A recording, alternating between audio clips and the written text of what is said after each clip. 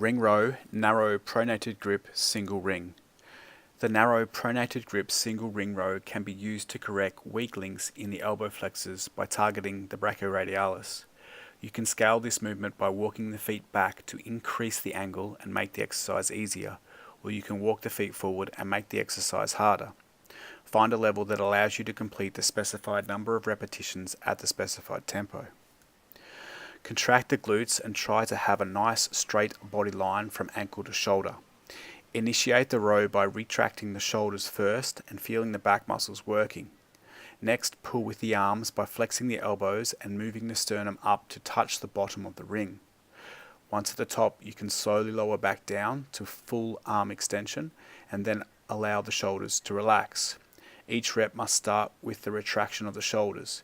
It is also important to not shrug the shoulders up. Keep them depressed by pulling them back and down towards your back pockets.